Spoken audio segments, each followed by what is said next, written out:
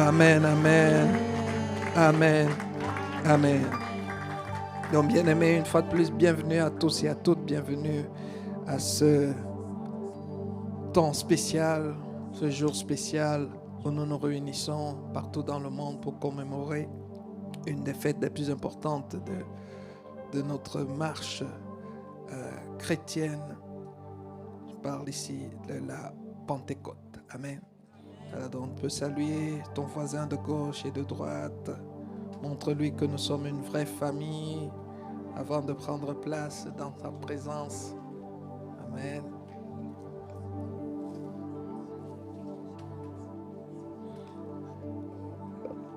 Alors donc, nous pouvons prendre place dans sa magnifique présence. Bénissons le Seigneur, nous acclamons le Seigneur pour notre chorale. Amen. Nous sommes reconnaissants le Seigneur qui nous a encore réunis ici ce matin. Ce matin, comme ça a été annoncé, nous sommes là pour commémorer un jour spécial, la Pentecôte. Amen. Que quelqu'un dise la Pentecôte. Normalement, c'est un jour de célébration. Célébration. Normalement, j'ai dit normalement. Mais il y a des moments aussi où, au lieu de célébrer, tu dois pleurer. Amen. Moi, je préfère qu'on pleure que de célébrer. Parce que quand on célèbre, on donne toujours l'impression que tout va bien. Quand on célèbre, on a l'impression que Dieu aussi est en train de célébrer. La vérité, c'est que tant que Dieu n'est pas en train de célébrer, toi et moi, on ne devrait pas être en train de célébrer. Quelqu'un comprend? Amen. Quand Dieu n'est pas en train de célébrer, il faut toujours être sûr que Dieu est en train de célébrer. Mais si Dieu n'est pas en train de prendre plaisir et toi tu es en train de prendre plaisir, ça s'appelle une moquerie. La Bible nous dit dans Galates 6, 7, on ne se moque pas de Dieu. Ce qu'un homme aura semé, il le moissonnera aussi. Nous devons toujours prendre la température du ciel. Nous devons toujours prendre la température du ciel. Quand tu te lèves le matin, au lieu de dire à Dieu ce que tu veux qu'il fasse pour toi, tu dois demander à Dieu, Seigneur, comment ça va?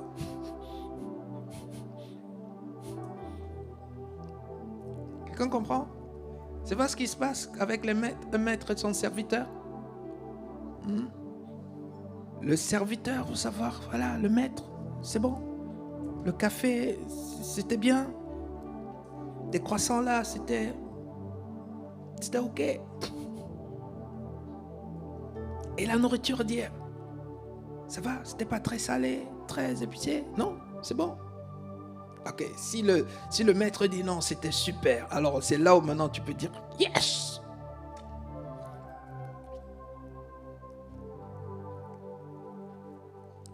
Sauf que toi et moi, c'est pas comme ça que nous voyons Dieu. Pour nous, Dieu, il est Dieu. Toi, lui, il a résolu tous ses problèmes. Oh, c'est à lui maintenant de voir notre misère et puis de faire quelque chose pour nous. Bon, va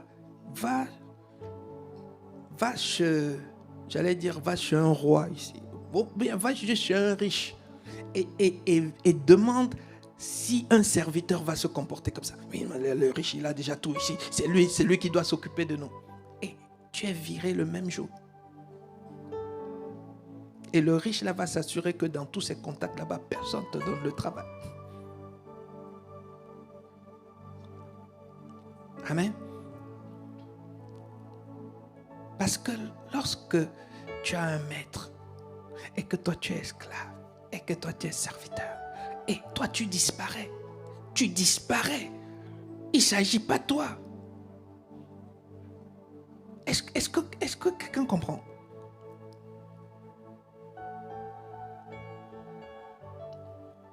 Dans ton lieu de travail, est-ce que c'est toi qui es au centre? Oh, j'arrive au travail aujourd'hui. Maintenant, vous devez tous comprendre que j'ai eu une mauvaise nuit. Oh non, j'ai fait des cauchemars. Donc, si je ne suis pas en train de travailler là, vous devez me comprendre. Et on te vire direct. Vrai ou faux? quand tu as fait tes cauchemars là-bas, quand tu arrives au travail, tu oublies d'abord tous tes cauchemars. Tu oublies d'abord parce qu'il ne s'agit pas de toi. Il ne s'agit pas de toi. Il ne s'agit pas de toi. Essaye de faire des erreurs dans ton travail parce que tu avais fait des cauchemars, parce que tu as passé une mauvaise journée, tu es viré. Tu es viré. Il n'y a que dans notre relation avec Dieu que nous espérons, nous estimons que Dieu doit nous comprendre.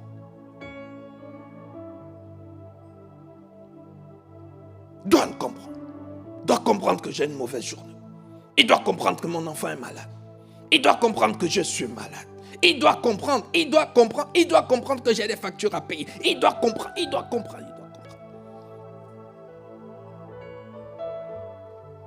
C'est pour cela que nous sommes mal partis. C'est pour cela que le Seigneur a dit qu'il y a beaucoup de personnes qui ne vont pas entrer. Et beaucoup là, c'est qu'il dit beaucoup parmi ceux qui l'appellent Seigneur, Seigneur, Seigneur, Seigneur, Seigneur. Il dit, ils n'entreront pas. Faisons très attention, bien-aimés. Aujourd'hui, nous sommes censés célébrer. Nous sommes censés célébrer Pentecôte. Pourquoi Pentecôte? Pourquoi est-ce que nous célébrons la Pentecôte? C'est quoi déjà Pentecôte? Pentecôte, déjà, on nous explique que c'est le 50e jour après Pâques. 50e jour après Pâques. Et qu'est-ce qui s'est passé le 50e jour après Pâques? Ce qui s'est passé le 50e jour après Pâques, c'est que l'Esprit du Seigneur est descendu sur ceux qui avaient cru en Jésus. Ceux qui avaient été mis à part, les 120, avaient été mis à part pour être ceux à partir de qui? À partir de qui l'Église, l'Ecclésias, l'épouse allait naître. L'Esprit de Dieu devait revenir sur la terre. Et il est revenu en ce moment-là. Alors la question, c'est pourquoi on dit revenir? Revenir, c'est parce qu'il était au commencement. Pour qu'on comprenne pourquoi on fête, pourquoi on célèbre la Pentecôte, il faut d'abord comprendre qu'il y avait un commencement. Et le commencement, nous savons, Dieu créa le ciel, la terre, il créa toutes choses. Et puis le dernier jour de sa création, il a créé l'être humain. Toi et moi, l'être humain. Et il a créé selon sa ressemblance. Son image et sa ressemblance. C'est ce que la Bible nous dit dans Genèse 1, verset 26. Genèse 1, verset 26. Dieu a créé toutes choses et après il a créé l'être humain.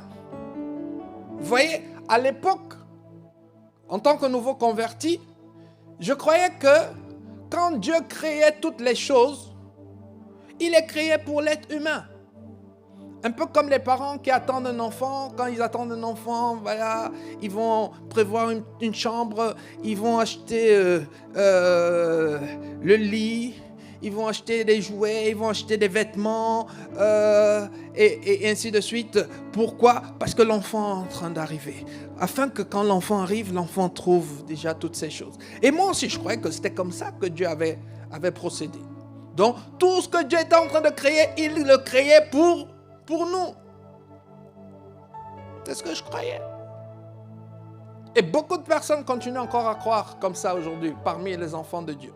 C'est pour ça qu'on se comporte comme des bourgeois, comme des enfants gâtés. Dieu nous a tellement aimés qu'il a pensé à nous et avant de nous susciter, il s'est d'abord assuré qu'on ne manque de rien. Il a créé le ciel, il a créé la terre, il a créé le luminaire, il a créé ceci, il a créé cela, il a créé ça. Juste pour que nous, quand on va venir, qu'on ne manque de rien. C'est faux. Comment on sait que c'est faux? Parce que nous avons vu notre verset, un des versets préférés, qui doit être aussi un de tes versets préférés. Romains 11, verset 36. Ça doit être un de tes versets préférés. Si tu n'aimes pas ce verset-là, c'est compliqué. Mais tout le monde ici doit aimer ce verset, il doit le comprendre. Romains 11, verset 36. Romains 11, 36, tu dois l'écrire, tu dois l'encadrer, tu dois l'avoir devant. Tu vas à l'endroit où le premier endroit que tu regardes lorsque tu te réveilles le matin, le premier endroit que tu regardes avant de te coucher le soir. Ça doit être marqué là-bas en gras. La Bible dit, c'est de lui, par lui et pour lui que sont toutes. Ça veut dire que quand il était en train de créer toutes ces choses-là, ce n'était pas pour toi. Il ne pensait même pas à toi. Il pensait à lui. C'était pour lui. Même quand il t'a créé, il m'a créé, c'était pour lui. Ça veut dire que toi et moi, on n'a jamais été dans le programme. Il t'a alors créé et il m'a créé le dernier jour. Pourquoi? Comme esclave, ça veut dire comme serviteur pour prendre soin de ses affaires.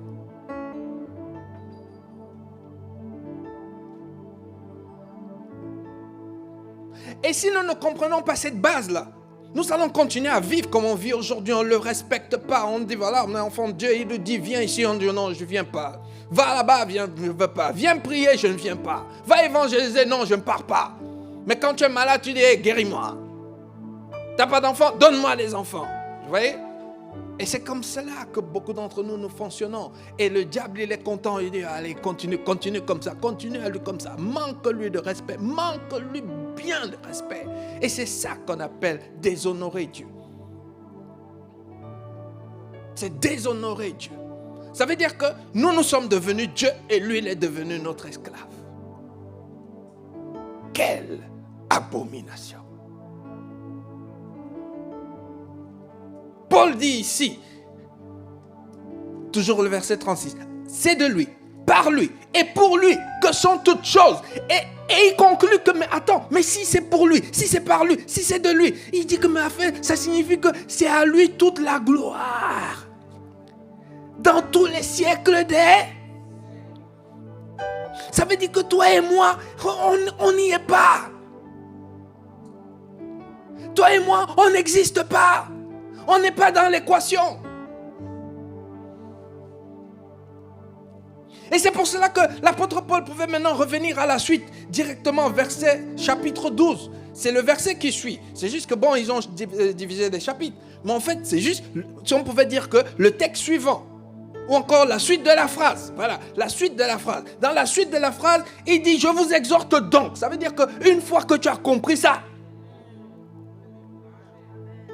une fois que tu as compris ça, il dit, regarde ce que tu devrais faire logiquement. Logiquement, frère, je t'exhorte donc. Une fois maintenant que tu as compris ça, il dit, offre ton corps. Ça veut dire que quand tu n'offrais pas ton corps là, c'est parce que tu ne savais pas. C'est parce que tu ne savais pas que c'est de lui, par lui, pour lui, que sont toutes choses. Maintenant que tu le sais, frère, si tu continues à garder ton corps, c'est que tu es vraiment en train de chercher la guerre.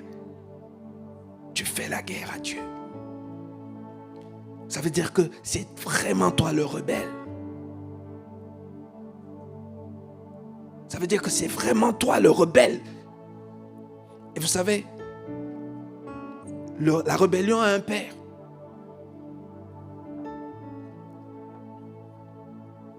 C'est pour cela que moi ce matin, je ne suis pas là en mode célébration.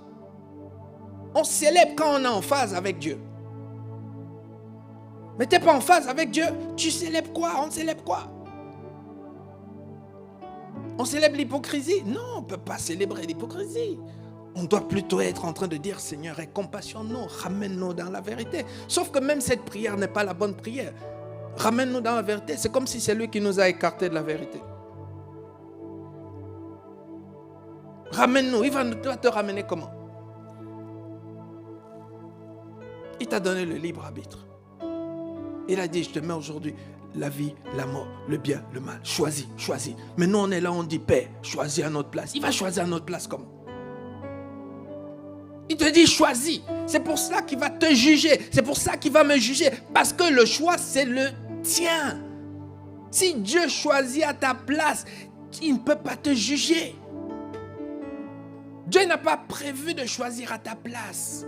Dieu a prévu que chaque matin, le Saint-Esprit te dit, lève-toi, il est 4 heures du matin, prie. Et le diable te dit, couche-toi. Et qui doit choisir? C'est Dieu? Non, c'est toi qui choisis. Toi qui choisis de te coucher. Il te dit, j'ai besoin de toi ici pour la prière. Le diable te dit, non, tu as une journée très difficile. Couche-toi, repose-toi. Qui choisit? C'est toi. Il te dit, j'ai envie, je veux que tu ailles gagner les âmes. Le diable te dit, non, tu ne sais pas parler néerlandais, ne bouge pas. Tu vois.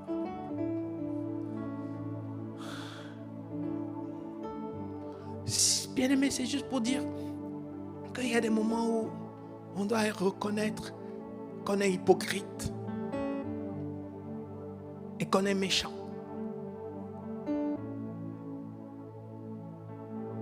Et qu'on arrête de faire semblant.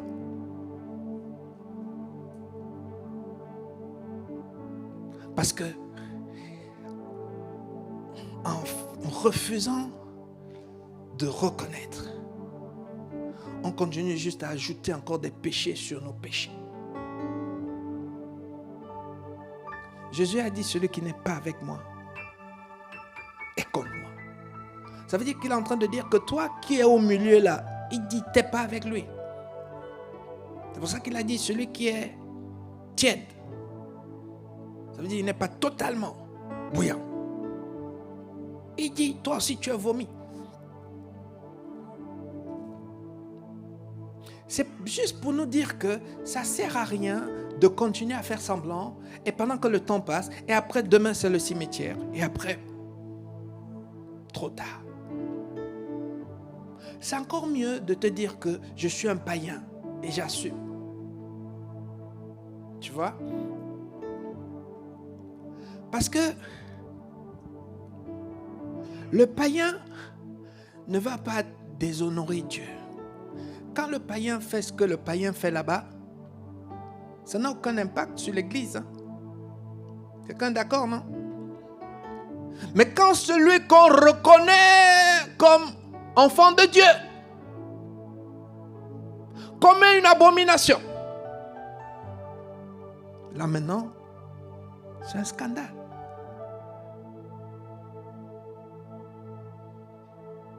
C'est pour cela que Dieu a horreur des personnes qui sont tièdes. Parce qu'elles sont les plus dangereuses. Si tu es connu comme un païen, tu voles ou tu tues même quelqu'un, ça n'a aucune incidence pour le royaume de Dieu. Quelqu'un comprend ce que je veux dire? Mais à partir du moment où tes voisins, tes collègues te reconnaissent comme elle dit qu'elle est enfant de Dieu. Après maintenant, c'est toi qui as causé le divorce de quelqu'un d'autre. Et après tu t'es marié avec.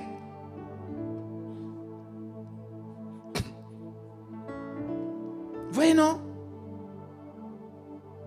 Et on sait que tu fréquentes l'église. Tu es maintenant marié, ou encore tu veux te marier maintenant avec quelqu'un. Non, on croyait que tu l'as juste rencontré, mais non, tu l'avais rencontré avant. Ça veut dire pendant qu'il était encore marié.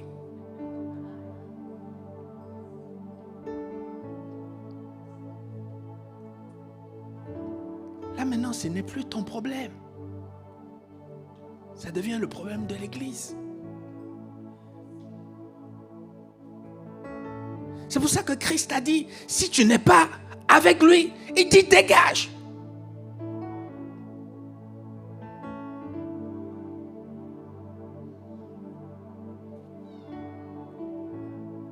Pas parce qu'il ne te veut pas, mais parce qu'il veut au moins préserver le peu qui est là.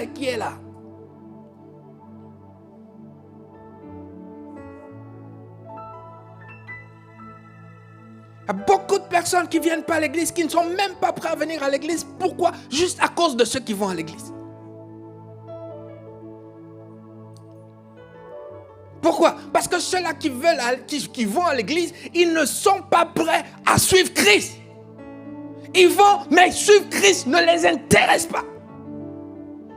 Devenir disciple de Christ ne les intéresse pas du tout. Mais qu'est-ce que tu fais là? C'est ça la question. Et c'est ça le mystère. C'est ça qui fait, c'est l'énigme qu'aucun pasteur n'arrive à résoudre. Il se dit, mais pourquoi? Bon, tu n'aimes pas Christ. Mais pourquoi tu es là?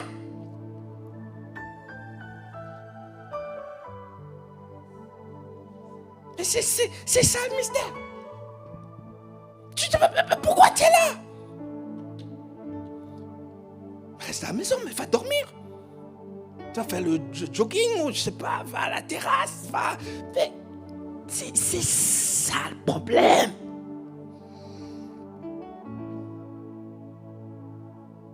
Tu ne l'aimes pas, mais tu es là. Tu n'es pas prêt à le suivre, mais tu es là.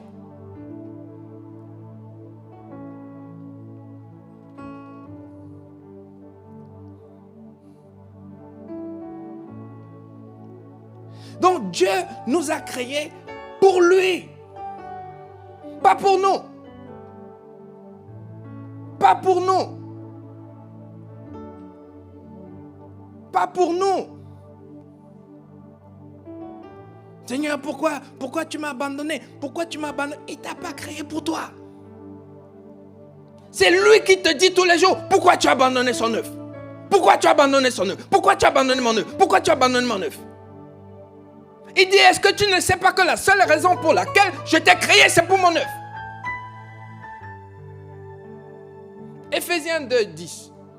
Connaissons tous, on lit ça comme ça, on dit, ok, on n'a qu'à parler, il n'a qu'à parler, moi je sais ce que je veux faire, et c'est comme ça qu'on se moque de Dieu tous les jours. Éphésiens 2, 10, nous tous nous savons, mais on se voit les yeux. Le Seigneur dit quoi? Il dit ici, nous sommes son ouvrage. Son ouvrage. Ça veut dire que nous sommes comme son instrument. Nous sommes comme ce piano-là. Tu vois donc?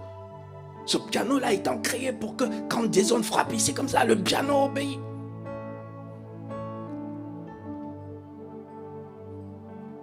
Étant créé en Jésus-Christ. Pourquoi? Pour être marié, pour avoir les enfants? Non. Pour avoir l'argent? Non. Étant créé en Jésus-Christ pour des bonnes œuvres que Dieu a préparées d'avant afin que nous les pratiquions. Il a préparé les bonnes œuvres. Il n'est pas venu te demander si tu aimes ces bonnes œuvres ou pas. Il ne t'a pas demandé. Est-ce que tu aimerais ça? Toi, tu penses que quand on fabriquait le piano, on a demandé au piano, tu es d'accord, tu aimerais que tous les dimanches, on appuie sur toi, sur ce bouton-là. Non, on ne sait même pas s'il a mal ou pas.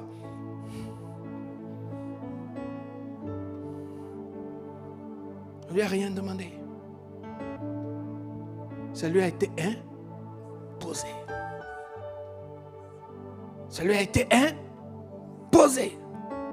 Mais non, nous aujourd'hui, non. Oh, on va lui tu imposes quelque chose à quelqu'un. Non, jamais tu imposes. D'ailleurs, même s'il veut faire, parce que tu veux lui obliger à faire, il ne va pas faire. C'est comme ça que nous sommes devenus.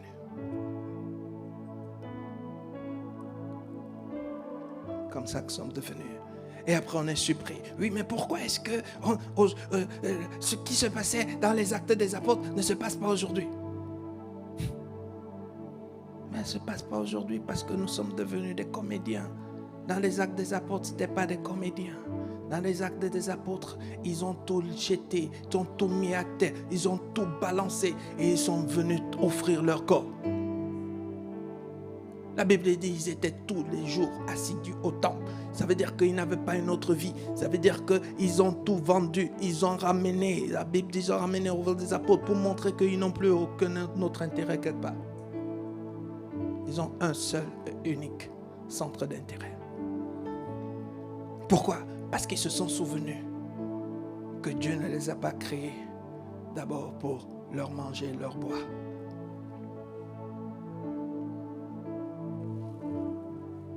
Et c'est comme ça que l'Église a commencé. Et c'est ça qu'on est censé célébrer aujourd'hui. Parce que l'être humain qui avait été créé pour servir Dieu. Cet être humain qu'on appelait Adam, il a été à un certain moment séduit par l'ennemi. L'ennemi est venu lui dire, « Oh, mais tu ne sais pas que tu es un homme de grande valeur. Sois ambitieux. Sois ambitieux. Tu ne peux pas passer toute ta vie juste à servir un maître. Il te dit, va gagner les âmes ici, après tu vas gagner les âmes, après il faut prier, après prier. Quel est l'avenir que tu as avec ça? Alors que tu peux créer ton empire. Alors que tu peux créer ta marque internationalement reconnue. Alors que tu peux avoir un impact, toi, impact. Pas impact pour la gloire de Dieu, impact pour que toi, tu sois connu. Et c'est ce qu'on a dit à Adam. Adam a dit, ah bon? Donc tu penses que si je mange ça, j'aurai un impact? Bien sûr. Donc tu penses que si j'arrête de venir à l'église et puis que je me concentre sur mon business là-bas, je vais avoir? Bien sûr. Donc si tu penses que si je ne vais pas tout le temps à l'évangélisation, mais que je prends plutôt ce temps-là pour bien sûr, tu vas avancer. Donc tu penses que si je me concentre là sur ma famille, mon enfant là, et ne pas aller là-bas à l'église, bien sûr, bien sûr. Tu vois, non, tu n'étais pas la première personne. Adam, c'est Adam avec ça. Comment ça avec Adam? Mais quand Adam a fait ce choix, au lieu juste de rester là, derrière le Père, quand le Père lui dit gauche, va à gauche, droite, droite, quand il a voulu s'émanciper, vouloir maintenant être lui aussi quelqu'un, qu'est-ce qui s'est passé? L'Esprit de Dieu était obligé de le quitter. Pas comme une punition, parce que c'est lui qui a rejeté l'Esprit. C'est ce qui se passe tous les jours.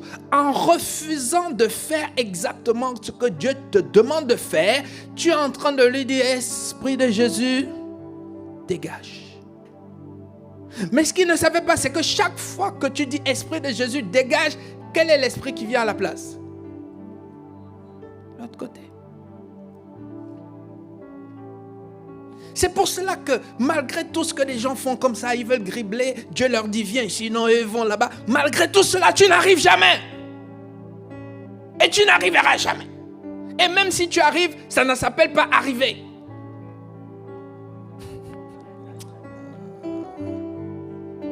Connaissez les milliardaires qui se sont suicidés? Les milliardaires qui prennent la drogue?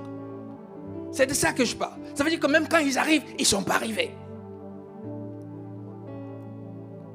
Parce que c'est là où ils réalisent que, mais en fait, c'est pas ça.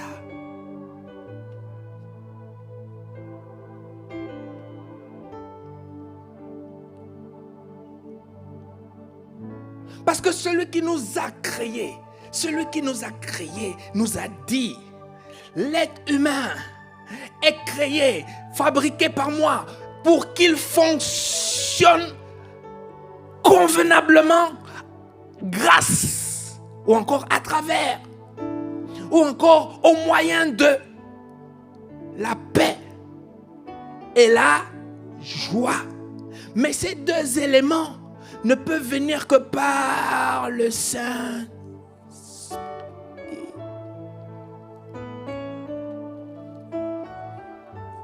C'est la raison pour laquelle, bien-aimé, une fois de plus, tu dois comprendre que c'est la raison pour laquelle le monde entier est rempli de drogue, est rempli d'alcool, est rempli de débauche. Pourquoi? Parce que les gens ont besoin de la paix et de la joie, mais qu'on ne peut trouver nulle part. C'est pour cela qu'on est toujours en train de leur proposer des trucs bizarres et ils vont là-bas et après ça va toujours pas parce qu'il leur manque la paix et la joie. Or, la paix et la joie ne viennent que par le Saint-Esprit. C'est ça.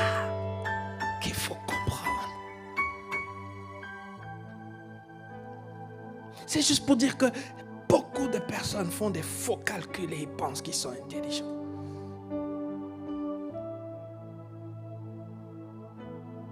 Ils pensent qu'ils sont intelligents. Pourquoi? Parce qu'ils ont déjà été piqués par l'orgueil.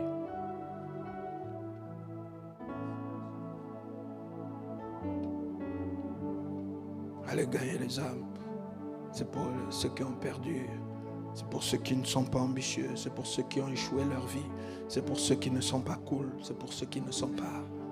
Tu vois, donc cet orgueil-là, c'est pour ceux qui ont échoué la vie. C'est pour ceux qui n'ont pas une perspective d'avenir. Mais bien aimé, je viens de te dire que c'est plutôt l'inverse. Ils ont la perspective de l'éternité. Ça veut dire que c'est beaucoup plus loin que l'avenir que toi tu as. Il y a quel avenir sur la terre? L'avenir c'est quoi? C'est 100 ans. 100 ans c'est quoi? C'est comme hier.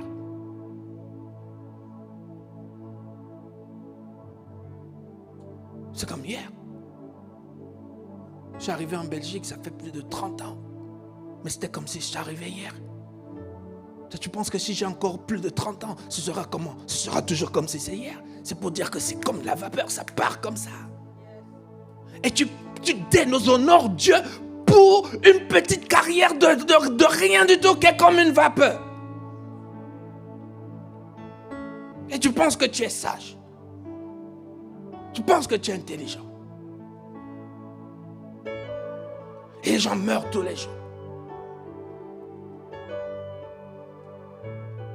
Au début de cette semaine, j'étais grippé. J'étais là couché au lit. Et je me disais, mais c'est pas possible. Chaque fois que tu es malade, tu peux mourir. Déjà même quand tu n'es pas malade. Quelqu'un comprend, non? Mais la maladie, elle, au moins, elle te rappelle que, hey, regarde.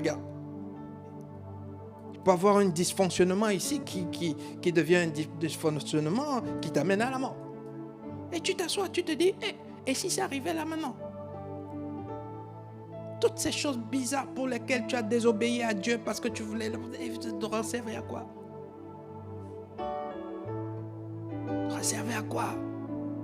Si tu ne peux pas être sur ton lit, au moins en train de regarder comment est-ce que tu as obéi à Dieu, comment est-ce que tu as dit ici, comment est-ce que tu t'es fatigué pour lui. Au moins, tu vois, si un jour tu es couché sur le lit, ta seule consolation, ce sera que... Il m'a dit gauche, je suis allé à gauche. Il a dit droite, je suis allé à droite. Il a dit assis, je me suis assis. Il a dit monte, je suis monté. Donc quand je vais le rencontrer, je ne serai pas embarrassé. Tu penses que quelqu'un sur son lit, il est encore en train de penser que les milliards sur le compte, mon misère, tu ne penses pas ça? Aucune des personnes qui est couchée là-bas pense à ce genre de conneries. Parce que c'est là où tu réalises qu'en fait, c'est des conneries. Tu as travaillé, oui. Mais c'est d'autres personnes qui vont venir maintenant entrer dans ton travail. Ils vont faire de cet argent ce qu'ils veulent. C'est-à-dire que tu ne peux même rien faire. Tu ne peux rien dire. Tu croyais que c'était pour toi. C'était pas pour toi. Il y a des gens... Ils ont même voulu déshériter leurs enfants. Parce que leur enfant était bizarre. Vous voyez? Ils se sont dit, non, je vais donner à tel, à tel, à tel. Le gouvernement lui dit, hey, c'est pas comme ça que ça se passe ici. Cet enfant-là, on lui donne ça. Et celui-là à qui tu voulais donner ça là-bas, on retranche. Ça veut dire qu'on est en train de te dire que hey, c'est pas Dieu, c'est pas toi, c'est pas à toi. Ça veut dire que même le gouvernement te montre que c'est pas à toi.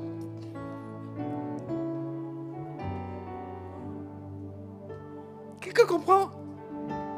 Mais toi, tu es là. Toute ta désobéissance à Dieu est basée sur le fait que c'est à toi. Comment tu peux te tromper comme ça? C'est pas à toi. Il n'y a rien à toi. Même toi, même le toi-même n'est pas à toi.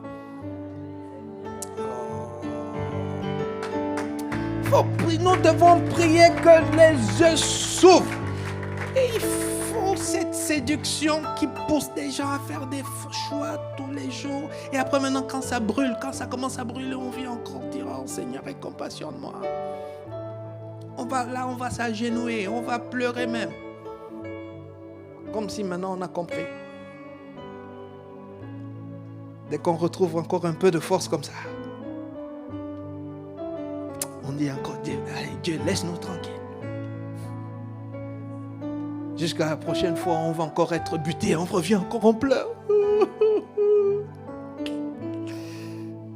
Galates 6 dit, on ne se moque pas de Dieu. Donc, bien aimé, c'est comme ça que Adam a perdu ce qu'il avait de plus précieux, le Saint-Esprit.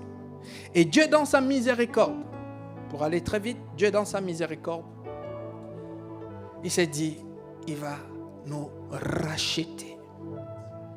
Parce que le péché d'Adam a introduit dans l'être humain et donc dans l'humanité ce qu'on appelle le péché. Le système. C'est ce système-là qui nous tient aujourd'hui.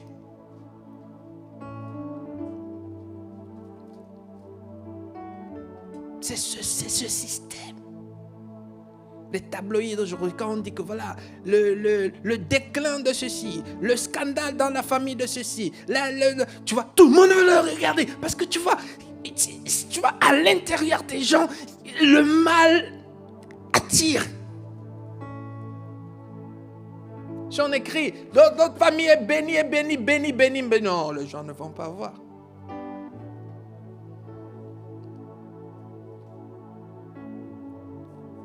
Mais si on appelle quelqu'un, ah bon, t'as vu ce qu'il a passé là? Ah, mais oui, mais le type là, oui, non, mais finalement, ils ont divorcé. Ah bon? Tu vois, ils vont passer 2 heures au téléphone. Des chrétiens.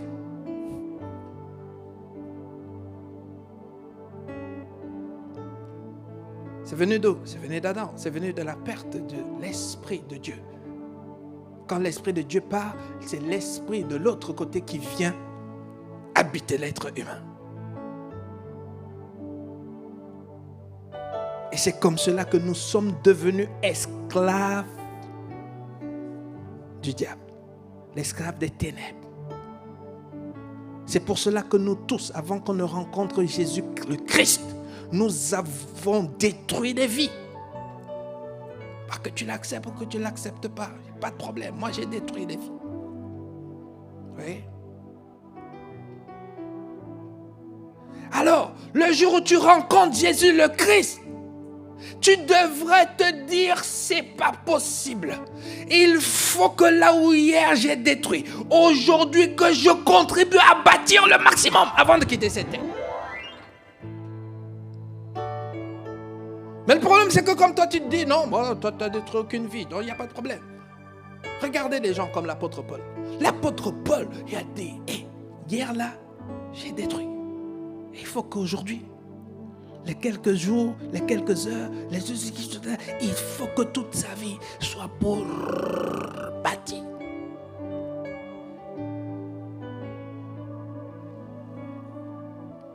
Oui. Donc, Jésus est venu, il a payé le prix pour nous. Mais le prix qu'il a payé, ce n'était pas seulement pour notre liberté. C'était pour que l'Esprit, parce que la finalité, c'était que l'Esprit de Dieu revienne prendre la place dans l'être humain qui a été créé à l'image et à la ressemblance de Dieu. C'était ça l'enjeu. L'Esprit ne pouvait pas venir tant que Jésus n'avait pas encore été glorifié. Tant que Jésus n'avait pas encore purifié ce vase que nous étions, qui était souillé.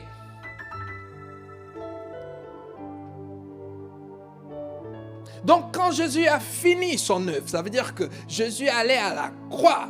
Jésus est mort, Jésus a été enseveli, Jésus a été ressuscité, Jésus a fini son travail.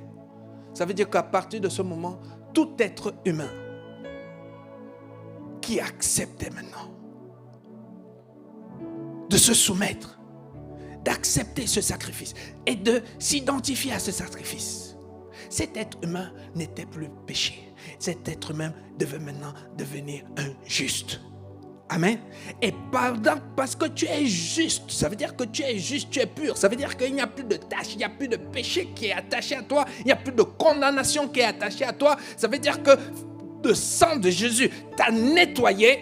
À partir de ce moment, le juste est devenu qualifié pour que l'esprit revienne en lui comme au départ.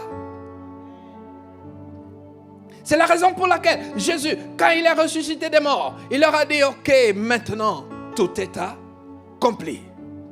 La prochaine étape, c'est que maintenant, vous vous mettez à part, vous attendez que celui qui a été promis revienne prendre la place à l'intérieur de vous. C'est pour ça qu'il leur a dit dans Acte 1, verset 8, Acte des Apôtres, chapitre 1, verset 8. Parce qu'il faut comprendre ces choses. Lorsque je suis en train de crier, comme je suis en train de crier là, quelqu'un est en train de peut-être se dire que mais qu'est-ce qu'il a pris? Qu'est-ce qu'il a pris? Non, il y a des choses, quand tu les comprends, tu es obligé d'être comme moi. Et si tu ne me comprends pas, ça veut certainement dire que toi, tu n'as pas encore compris ces choses. On prie que toi, si tu les comprends. Dans Jean 1, acte 1, verset 8. Mais vous recevrez une puissance, le Saint-Esprit survenant sur vous, et vous serez mes témoins. Vous recevrez une puissance. L'Esprit de Saint survenant sur vous. Ça veut dire que c'était l'inauguration. C'était le retour. C'était une nouvelle ère. C'était un repositionnement.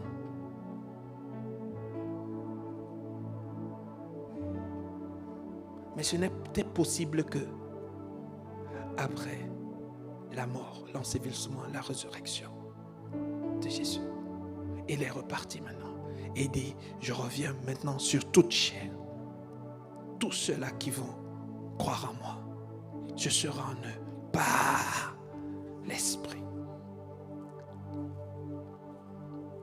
Mais ce que nous n'avons pas compris, c'est par ça que j'ai commencé. C'est pour ça que vous avez vu, j'ai dit qu'on n'a pas à célébrer. On ne devrait pas célébrer. Parce qu'ici, il n'a pas juste dit que vous recevrez le Saint-Esprit. S'il avait juste dit vous recevrez le Saint-Esprit, on serait ici en train de célébrer. Wow, le Saint-Esprit est venu en nous. Merci Seigneur Jésus, parce que le Saint-Esprit est venu en nous. Mais ce n'est pas ce qu'il a dit ici. Ce n'est pas ça qu'il a dit. Et c'est ça qui devrait toi t'irriter, toi aussi. Il a dit ici, vous recevrez le Saint-Esprit survenant sur vous. Et vous serez mes... Ça veut dire que vous recevrez l'Esprit pour que vous soyez mes. Vous allez recevoir le Saint-Esprit uniquement pour devenir mes. C'est pas vous allez recevoir le Saint-Esprit. Nous avons reçu l'Esprit. Mais est-ce qu'on est devenu des témoins? Et il n'a pas juste dit devenez mes témoins. Il dit devenez mes témoins à Jérusalem, à toute la Judée, la Samarie, jusqu'aux extrémités de là. En d'autres termes, bien-aimés, il a dit, vous allez recevoir le Saint-Esprit afin d'aller. Vous recevrez le Saint-Esprit pour aller conquérir. C'est pour cela que le titre de ce message aujourd'hui, c'est la Pentecôte 2 points. Le début de la conquête. Le Saint-Esprit vient pour la conquête. Alors pose-toi la question. Depuis que tu es enfant de Dieu, ta conquête elle est où? Quel est le résultat de ta conquête? Quand est-ce que tu allais conquérir? Quand est-ce que tu comptes aller conquérir? Quel est ton programme pour aller conquérir? Quelle est ta préparation déjà pour aller conquérir? Déjà, il ne t'a même pas dit que tu dois te préparer. Il a dit, le Saint-Esprit vient et tu vas conquérir.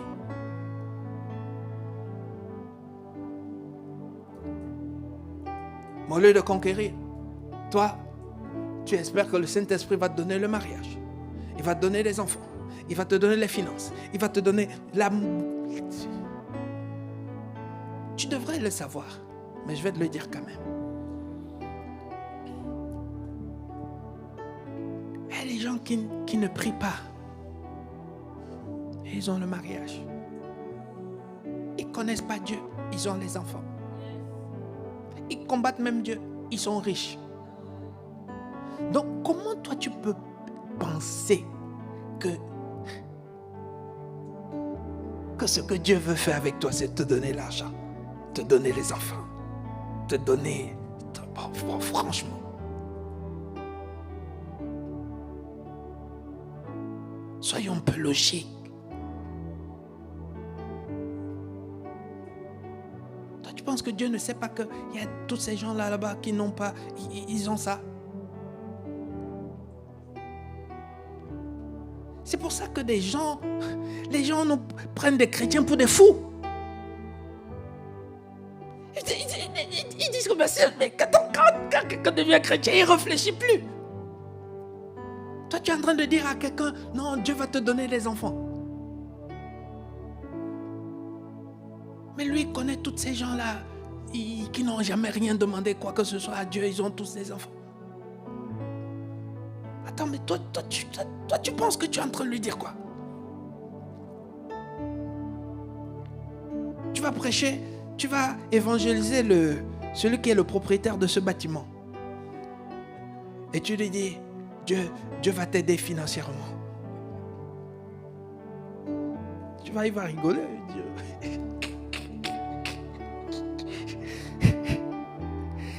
Il dit que vous... Quelqu'un comprend? Attends, est-ce que quelqu'un comprend un peu ce que je suis en train de dire? Mais réfléchissons quand même un peu. Bien-aimés.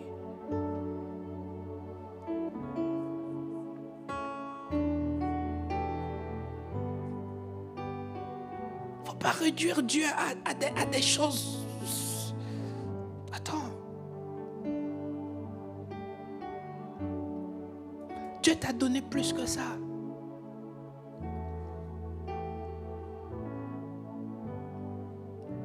Alléluia. Il t'a envoyé l'esprit, pas pour ces choses. Il a dit ici, il t'a envoyé l'esprit pour que tu deviennes témoin. Et le témoin, c'est quoi? Témoin, c'est pas que faut aller montrer pour qu'on... J'allais témoin de la richesse, témoin de la santé. Non, tu n'es pas témoin de la santé. Il y a des gens qui sont en meilleure santé que toi. Ils ne prient pas. Ils ont de l'argent plus que toi. Ils ne prient pas. Ton employeur, là, je suis sûr, il ne prie pas. Mais c'est lui qui décide si tu vas avoir le salaire ou pas. Enfin, non?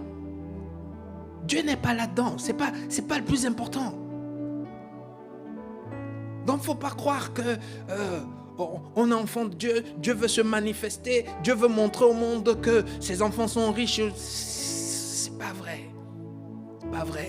Jésus est né dans une étable. La Bible a écrit qu'il est né dans une étable. Amen. Mais celui qui est né dans une étable, il est ressuscité. Ceux qui sont nés dans les châteaux, ils sont morts, ils sont au cimetière. Donc ça n'a rien à voir. Quelqu'un comprend, non? Celui qui est né dans une étable, lui, il ressuscitait les morts. Le gars là, il dit, hey, lève-toi. Hey, lève-toi. Donc, ce n'est pas une question d'argent, ce que je veux te dire. C'est pour ça que la Bible dit même clairement, dans Romains 14, verset 17, le royaume de Dieu, ce n'est pas le manger, le boire. Il te dit, ce n'est pas ces trucs-là. Il dit, mais c'est la justice, la paix et la joie par le... Ça veut dire que si tu vas voir le propriétaire de ce bâtiment-ci, tu lui dis que tu as un Dieu qui peut lui donner la paix, il va te dire, il est où? Je veux cette... Tu vois Bill Gates, tu dis que j'ai un Dieu qui peut te donner la paix et la joie dans n'importe quelle circonstance. Il va te dire, ah bon, je veux signer. Sauf que, faut que tu sois crédible devant Bill Gates. Ça veut dire qu'il faut que lui voit la paix, cette paix et cette joie en toi. Mais comment tu vas faire que cette paix et cette joie soient en toi? Une seule chose, il faut que tu sois obéissant. Mais nous ne sommes pas obéissants. On obéit quand on veut. C'est pour ça qu'il faut suivre l'école des disciples. Amen. Tu vois la différence entre les boucs et les brebis. Beaucoup d'entre nous sommes des boucs. On obéit quand ça nous arrange. Quand ça ne nous arrange pas, on n'obéit pas. Mais quand tu obéis quand ça t'arrange, tu n'es pas obéissant. Ça veut dire que l'Esprit de Dieu n'est pas avec toi. Tu n'es pas de Dieu.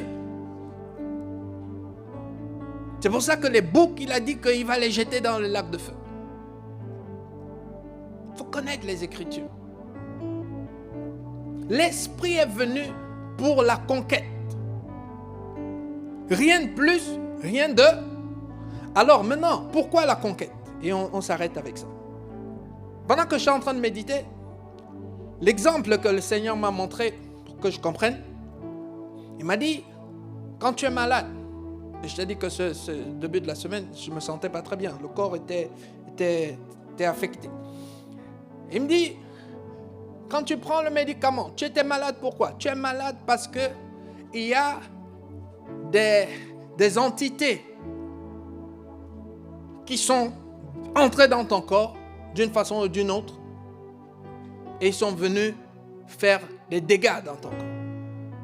Ok? Il m'a dit ces entités, il faut les considérer comme le péché, n'est-ce pas? Ça veut dire que prenons les bactéries ou le virus ou je ne sais pas quoi, c'est le péché.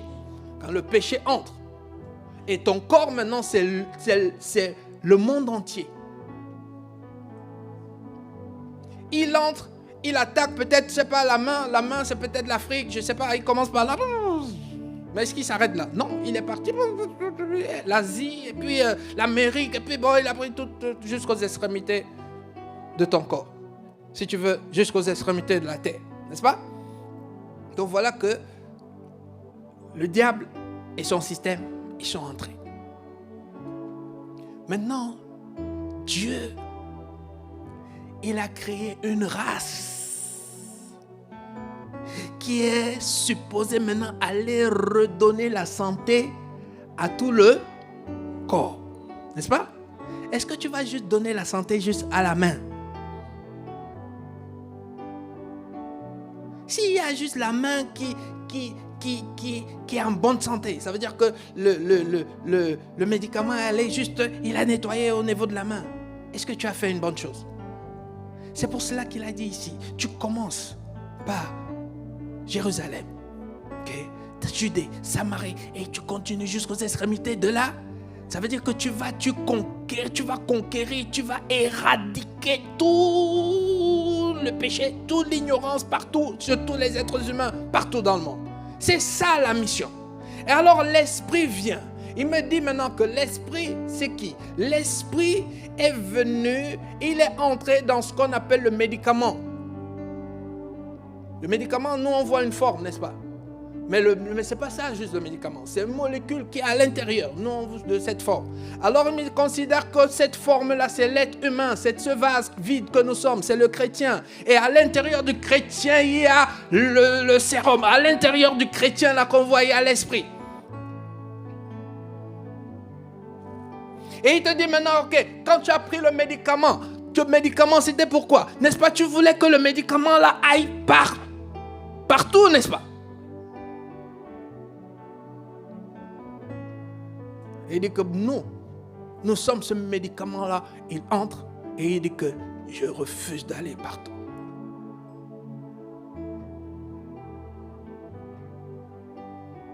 On refuse.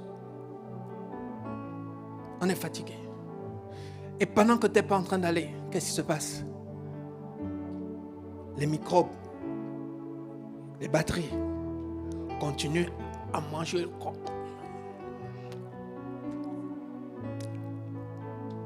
Continuent à faire la fête. Le médicament est là, il peut les neutraliser, mais il ne va pas les neutraliser. Il va pas les neutraliser. Il est là, le corps continue à souffrir. Tu n'arrives pas à dormir, tu n'arrives pas à ceci, tu n'arrives pas à ceci. C'est comme ça que le monde est aujourd'hui. Le monde n'arrive pas à dormir. Voilà, il y a criminalité ici, il y a pédophilie là-bas, il y a ceci là-bas, il y a divorce là-bas, il y a malédiction chronique là-bas, il y a des frères et des sœurs qui s'entretuent là-bas, il y a l'inceste là-bas, il y a ça là-bas, il y a ceci là-bas, il y a des prédateurs sexuels là-bas.